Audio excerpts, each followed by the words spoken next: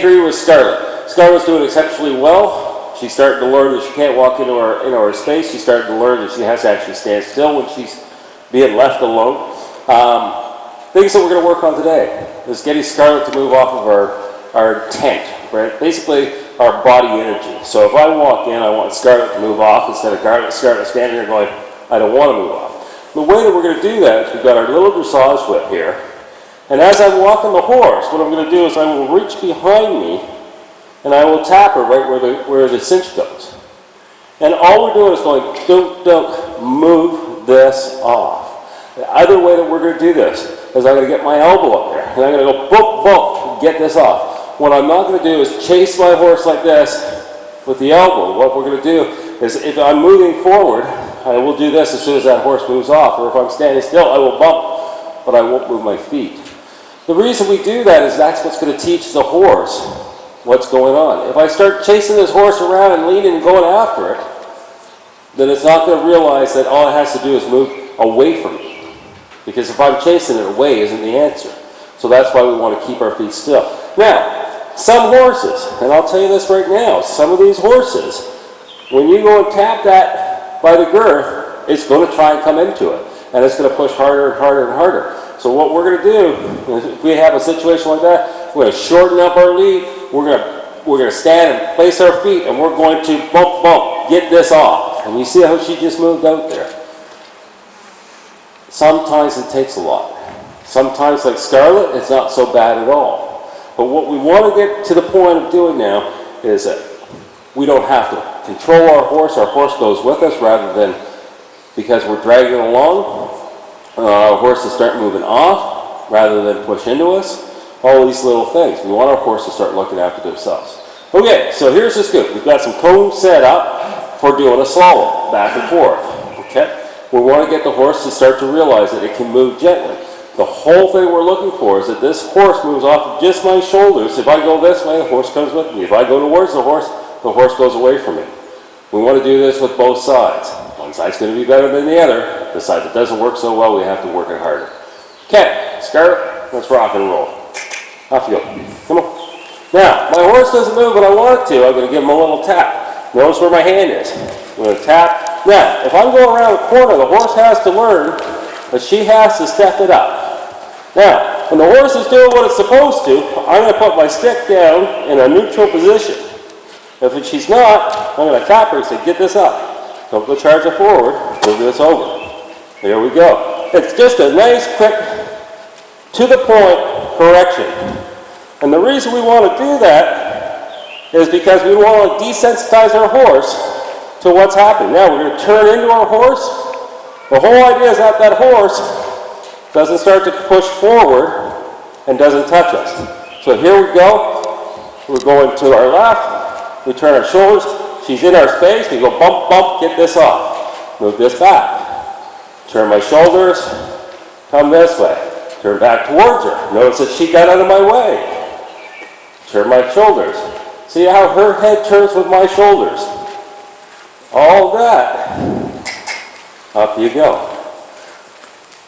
Oh. Now, one of the things that we want to do is we want to teach our horse to want to be in that little spot, that comfortable spot. Back this off. Back this up. Thank you. We want to teach our horse to be in that comfortable spot, to actually look for it, to want to be there. Because if it doesn't, then how are we going to deliver it? How are we going to run around and be able to put pressure on our horse without our horse taking off on us? We won't. So we want to teach that horse that even though I apply some pressure and make you do something, doesn't mean I don't love you, doesn't mean I don't want you to do with me. It just means you need to get your tushy up and do your job. As soon as she learns that, the better off she's going to be. Now, here's the scoop. I want to change sides with my horse. So most people will get out here and they'll start wandering around like this and try and get over the other side of the horse. Guess what? They've got 4 legs, I've got 2. They can do most of the work. So what I'm going to do is I'm going to stand here and I'm going to say, okay, I want you to go this way. I want the butt to go over. Don't go forward. There we go. Now that the horse is on my other side, I can turn, pick her back up, and off we go again. So there's my tap to get her up into position. I want her head in front of my shoulders. Now, obviously on this side, not as good. All we have to do is keep doing exactly what we want. Keep pushing that horse back to where we need it until the horse starts to figure it out. All the horse is trying to do is figure out what it's supposed to do. And all we're trying to do is help it do it. So even if it's not perfect, don't get mad, just keep correcting. Get this off. Don't go ahead of me. Don't go ahead of me. So on this side, she gets all worked up. Get this over. Now, we have to keep our energy nice and calm.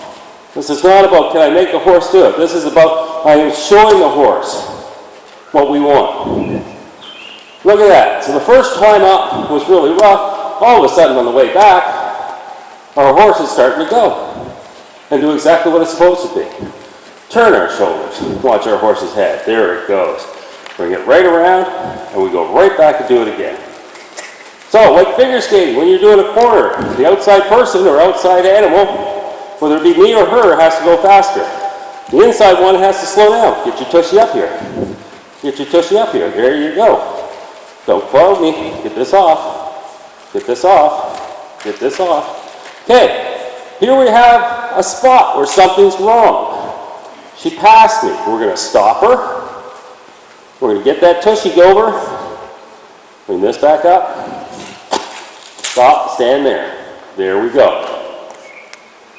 Just because she decided to move and get out of position, we don't stop everything that we're doing. We just stop right here, fix it, put her back where she should be, and off we go again. Up you get. We want is that nice flow. Now, you notice that we are walking at a normal pace. Starting to go in front of me. I'm going to bump her back. Get this off. Okay? Quick corrections. Now, once we start to get this going to the point where she's actually paying attention to me, now what we're going to do is we start to up our energy. Get up here. Say, don't be lazy. Get up here with me. We can do this. Get this off. Get this off. Get this off. Get this off. Don't go ahead. No, there's a place. All of a sudden, because we get our energy up, all hell breaks loose. Guess what? Normal. Don't get excited about it. This, like everything else, has to be trained. Now, she's pushing through. She's starting to go back to good old Scarlet. And as soon as, horses like kids, as soon as everything starts to fall apart in the world, they go back to what they know best. What she knows best is to be really rude, push all over you, push into your space, bump, bump, bump, and we're going to say, no, Scarlet, nothing's changed, but this back didn't mean to tap you in the chin or sweet. Back this off. No. Back this off. There you go. Over. Stop. Thank you. Let me get that fly for you. Ooh, he was a little full. Okay? So, just because all of a sudden we click the speed, Scarlet is just, you have to do this. You have to go fast, you have to go slow, you have to keep changing things. If we don't change things, yes, the horse becomes a trained seal.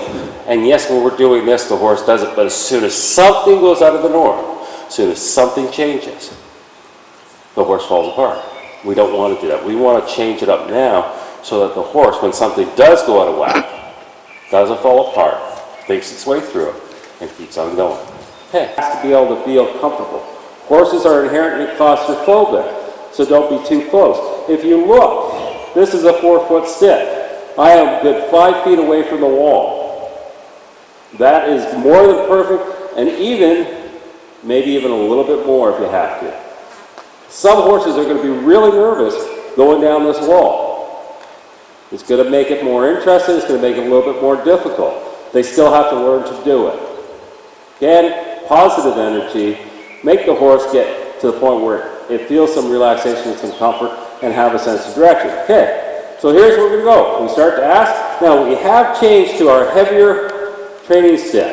And the reason being for that is because we want to be able to bump our horse back. Off we go. So as we start to walk, I want to just walk at a nice normal pace. Notice my lead is long. Stop. Now, bump, bump. What I'm saying to her is there's a place to stop. I stop here, you have to stop here. Not 2 feet up, not 3 feet back, not all over the place, right here. Now, we're going to say, off we go. Notice that her feet move first. We start to walk, bump. Bump, bump. Don't do that. Notice that I stop with energy. It's like, bump! Really quickly. I want her to go, what? I don't want her to go and be sneaky about it. I'm going to try and stop when you're not paying attention. I'm trying to make it as obvious as I can. I want her to be able to pick this up. I want her to be able to figure out what we're doing. So, off we go. Does it move first? Give her a little tap. There we go. Can we go a little bit faster? Get up here. Oh! That's what she should have done. Okay? Does not matter.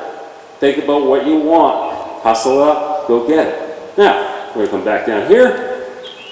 We'll go right across. Now, here's the scoop. We did it on the wall. She stopped square. Can't we? Oh, isn't that beautiful? Okay? The wall is an aid. If every time you do this, you walk down the wall and your horse stops perfectly square like this, then guess what you're going to need every time you want your horse to stop square? A wall. Use it as an aid. Use it. Once you get it, move forward. Ask for something else. So, she's doing that really well. Now, just because she does it once does not mean that she's doing it great. She knows it all. Was it a freak? Nope. Off we go again. Now, so we've got that going. The next thing that we want to do is going to go back to our wall, and we're going to go boom. Now, here's a good one. She just pushed through. I'm going to back her off away from me. I'm going to say, get this, back through there, spin it around. Notice my feet haven't moved. Put her right back to where she was supposed to be. She moves again, bump, bump, bump. Push her back. Be a little bit more assertive about it, saying, hey, smarten up, there's our spot, and off we'll go. Starting to already crowd my space, I'm going to bump her back. Say, don't do that.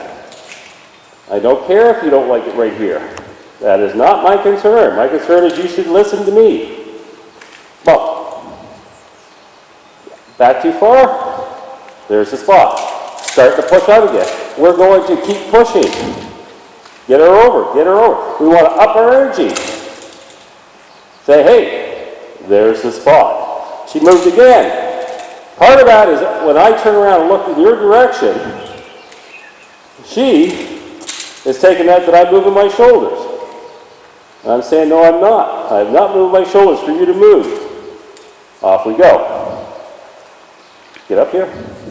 Get this over. Now, so we're going to come back over to our other wall. Now, she's already starting to push in. We're going to push this off. We're going to say, don't do that. Back this off. Now, here's an interesting scoop. From that wall to this wall, something has gotten into her and is bugging her and making her not do what we want her to do. Doesn't matter what it is. I could spend hours here looking around for a bug that's bugging her, something on that wall, the boogeyman. Doesn't matter. What matters is that she's not doing what I want. And so what we have to do is we have to stop and keep doing this and keep doing this and keep doing this, because this is the part that counts. It's not when she's in a great mood and says, oh, let's go out and do everything you want to do today.